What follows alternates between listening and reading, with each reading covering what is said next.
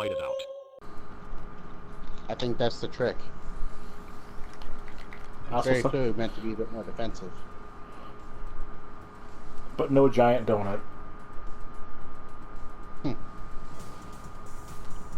gotta have the giant donut. Improbable giant Big donut. donut.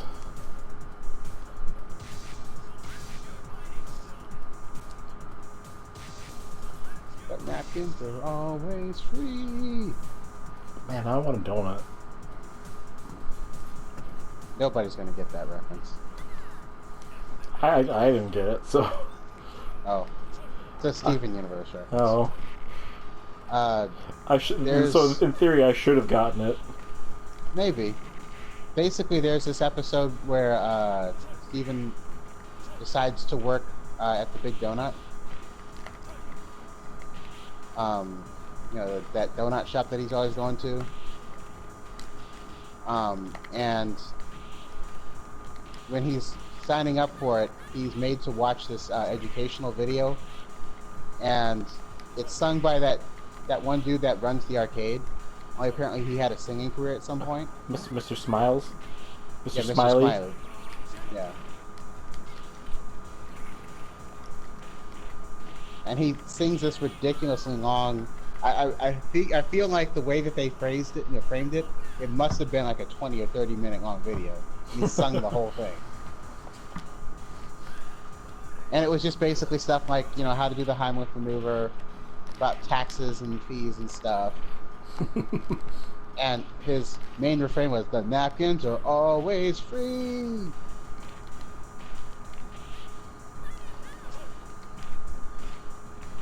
I mean, given how many people I've seen people go through a shitload of napkins, so probably for the best. Yep.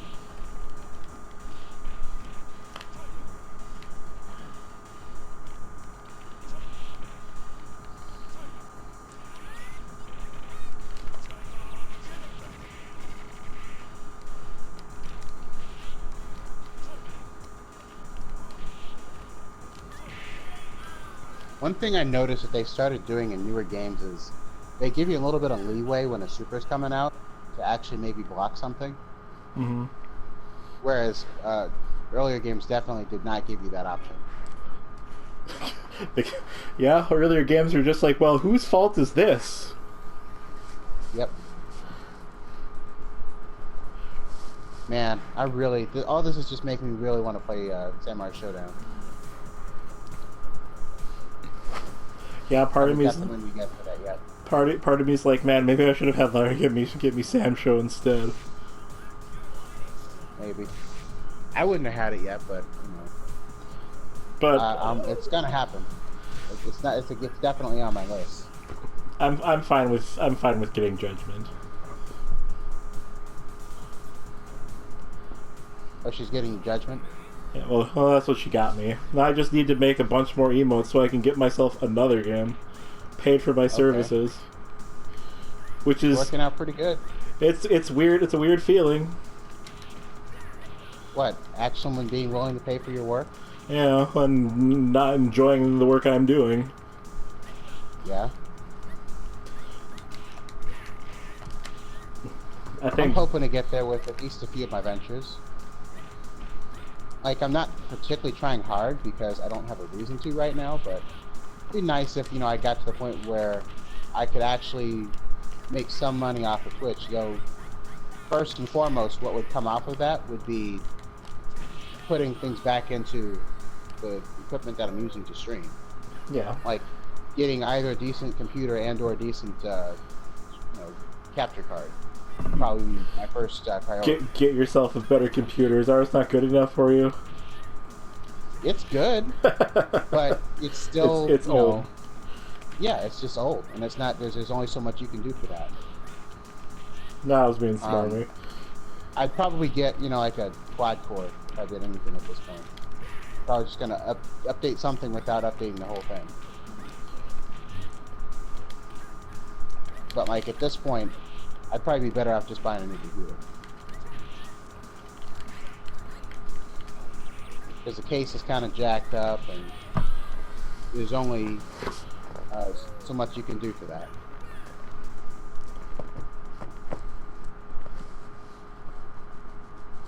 Get yourself a video card with HDMI out. I already have that. That's not the problem. And then get yourself a The video TV. card that I wanted to, yeah. The problem is that the video card that I want to use, it's not really supported properly. Where the capture card I want to use needs a more powerful computer than the one that I have. Yeah, I think at this point I would basically be better off getting an entirely new computer. Yeah. Granted, like, my computer runs all the games I have for it. Oh yeah, that's never been my problem. Like, it plays pretty much every game that I have, but actually trying to stream it on top of that. Like, I tried to get I want to do Dragon's Dogma at some point, and I quickly learned that it's not really feasible for me to record or stream that game and be playing it on the computer at the same time. So what I would have to do to get around that is what I do all the time, which is get it on PS4 and use remote play. I made it Which work. isn't really yeah, it's not a problem. That's like I said, that's how I manage most of the games that are too powerful to run on my computer and be streamed at the same time. Well, that's much for that. I also really want to be able to stream Switch games, and that's just not even remotely possible right now. Well, that you need an actual capture card for it. Exactly, but that's what I'm saying. It's not possible. I don't know. Maybe I could find one of the older ones and see if I can make that work. I would say your computer's probably roughly on par with mine, Yeah, so you probably could. maybe. Like I said, it's one of those things that, like, I'm looking into it, but, like, also what I'm doing with it right now has been sufficient, so I haven't really needed to look into it. But it's something that I would like to be able to, you know, to work in at some point.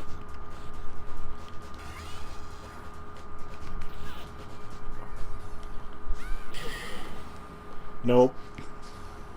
But first and foremost, as far as streaming is concerned, the main thing that I was always wanting to do is just be able to have I want it to be relatively relaxed. I don't want to be like one of those streams with like 1,500 people Spamming the same emote for 20 minutes. Right, because I want it. The thing that attracts me to it is being able to to talk to the people that are there, and like actually have some semblance of a conversation.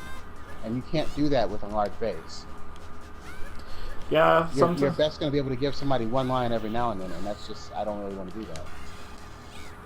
Sometimes I do miss the audience interaction angle. Yeah. It sure beats having to just kind of yammer on by yourself, doesn't it? Yeah. Which I've learned to get better at because you have to do that to get people in, but, it still sucks having to do that. Especially if you're not, like, a natural-born entertainer, I guess. I am. Nobody's a natural-born entertainer, per se. You might have an interest in doing it, but it's still a skill you have to learn and practice and build up. I mean, it comes to some people easier than others. It's something that I've had to work very hard at, and I still don't feel like I'm really fully where I would like to be, I guess.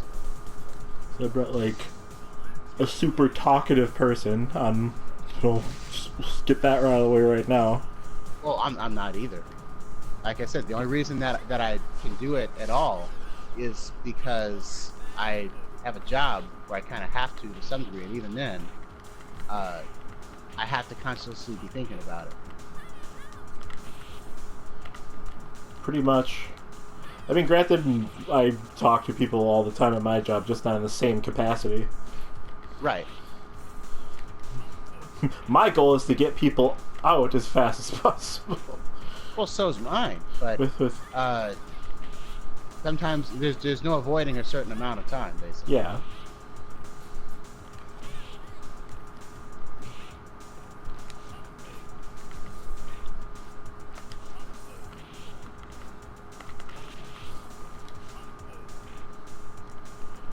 I'm also, like, I guess bad. I'm not gonna say small talk, but I require another person to really like bounce off of. Ah, yeah, so do I to a degree, and that's kind of why I enjoy streaming on Twitch, because, like I said, eventually you get somebody in there and you can maybe have a conversation with that person while you're playing the game.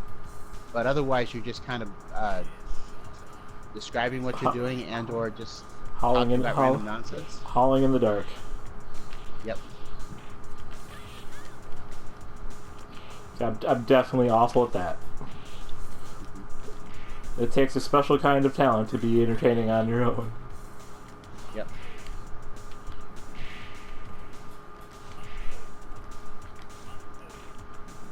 I think what tends to help me is, like, I usually try to come up with, like, it depends on what it is, basically. Like, if it's a game that I've played and I know it, I'm going to be deliberately looking for things to riff off of.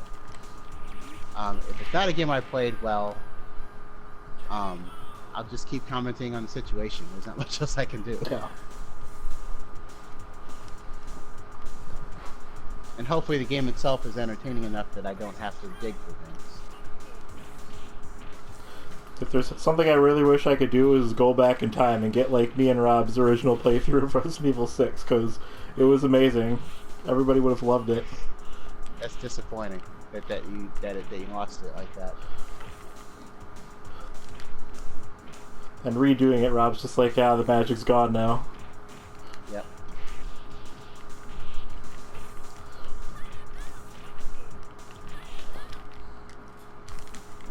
One thing that I'm kind of looking into doing at some point is seeing if it's feasible for me to stream Final Fantasy 14, since I'm already playing a ton of it anyway. Like at least 1 to 2 hours almost every night. If I wasn't doing this, I'd probably be playing that right now. But basically, I'd like to see if I can get to a point where I could stream that. Maybe when I get to Shadowbringers, since I'm still working through... Still behind? Yeah, I'm still working through the other parts of Story Quest. I got... Basically, for those that have never played Final Fantasy XIV, you have to go through the main story quests in order to progress in the game.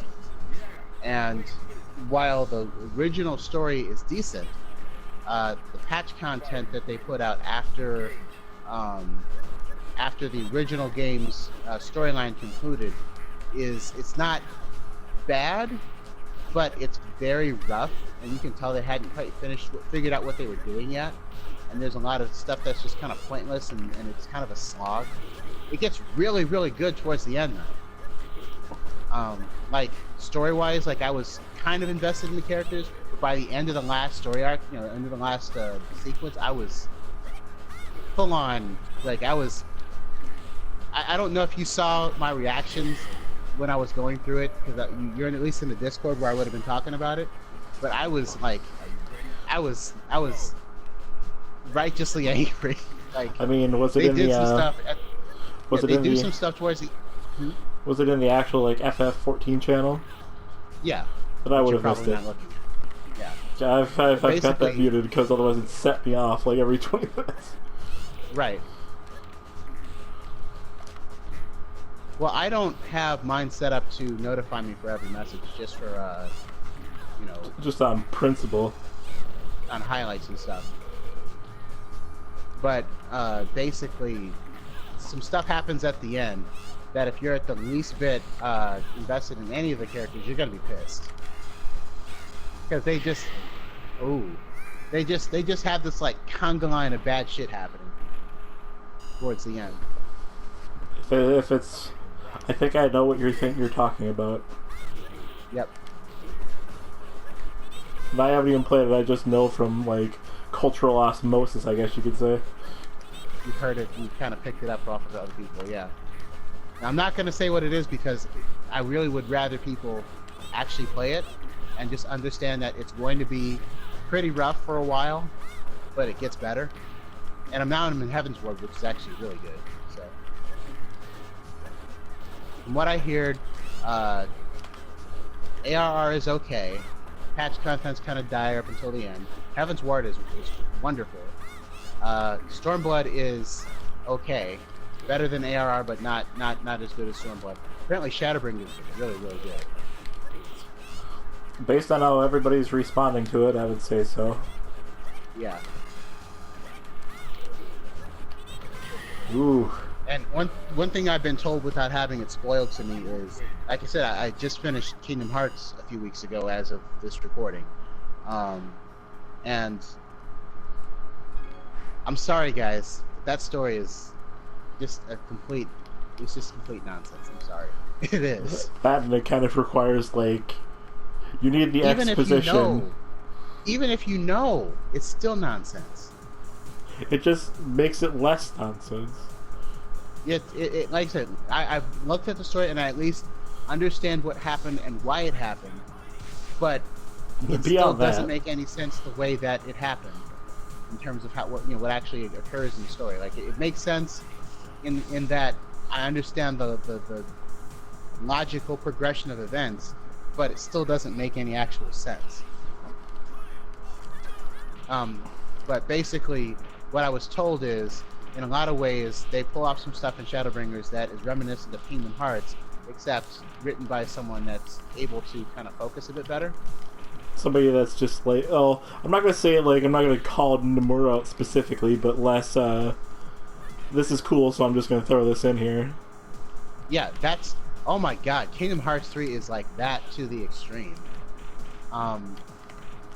There are a bunch of systems in that game that literally serve only one purpose, but it's fleshed out like it could be an entire game in and of itself. And it's all over the game. It feels like, you know how Duke Nukem Forever got sidelined by the guy who was directing it, basically. Bouchard. Yeah, he was constantly finding new things and wanting to try to implement them in the game and completely derail everything. It feels like this game is what would have happened if he'd actually had the money and time to do that. I believe, what was that, feature creep? Yeah, feature creep. Real bad. Like, this game has, when you go to the Caribbean, there's a whole ship fighting mechanic in the game. And like, you can collect things and level up the ship. There's no reason to do this, but you can. Like, look, don't ask questions, just do it. Yeah. It's like, oh, you can level up the ship, and I'm like, but why? I'm about to go fight the final boss. Why do I need to do this? No time to explain, just do it.